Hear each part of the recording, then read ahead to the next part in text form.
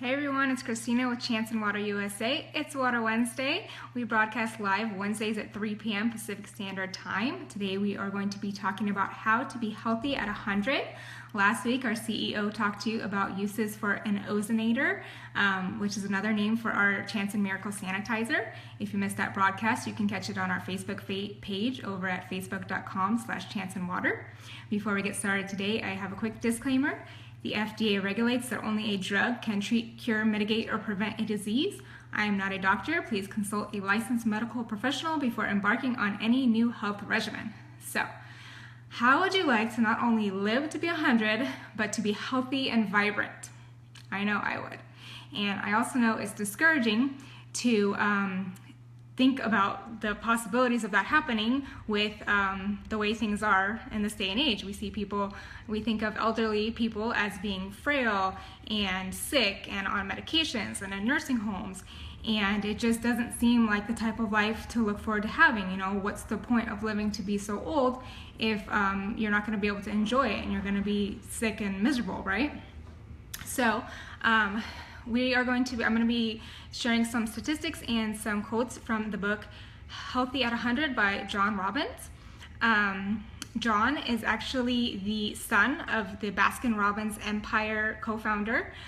He was raised, it's kind of interesting, he grew up in his swimming pool was shaped like an ice cream cone. He had ice cream for breakfast, and he was groomed to take over the business one day, and he decided that he actually wanted to go the completely opposite way, and instead of promoting a product that's unhealthy, he wanted to become a raw foodist. He is 68 years old now, and he's taking on Coca-Cola. He's got this food revolution going on with his son, and it's just amazing to see some of his work. He's authored several books, and so Healthy at 100 is one of them, and I highly recommend it.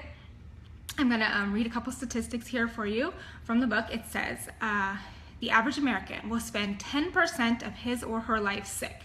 Half of Americans 65 plus have 2 or more chronic diseases, and 25% have problems so severe that their abilities to perform one or more tasks of daily living is limited.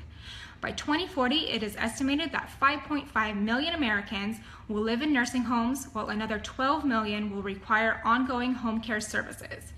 Despite all of the crippling disease and health problems, researchers estimate that 1 out of every 26 baby boomers will live to be age 100. Okay, so the question is, do you want to be healthy and vibrant, or do you want to follow this pattern of being sick and miserable?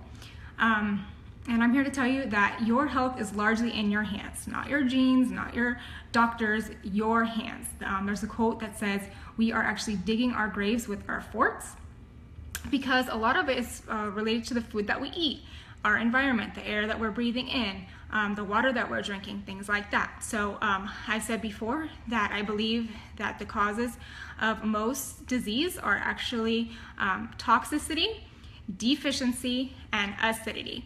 So many of the suggestions that John gives in his book for ways that you could live to be healthy at 100 address the deficiency angle. He's talking about eating organic and eating more fruits and vegetables and getting the nutrition in that way.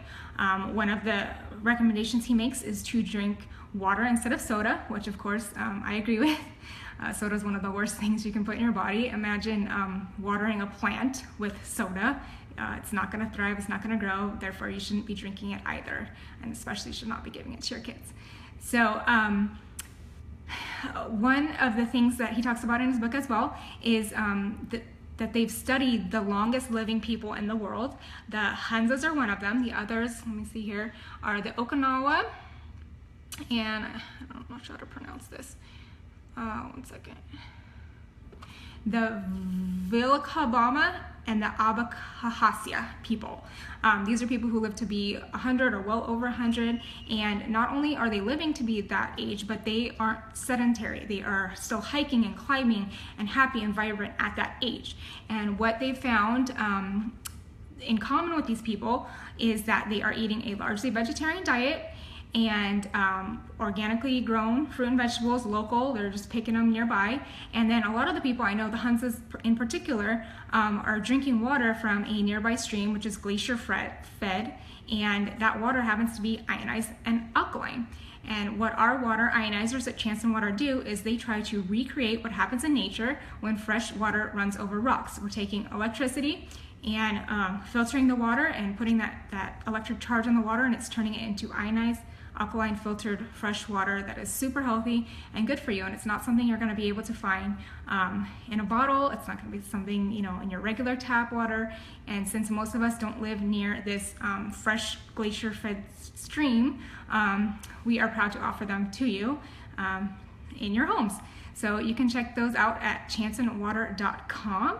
We will be back next Wednesday live at 3 p.m. Pacific Standard Time. Thank you so much and have a wonderful day.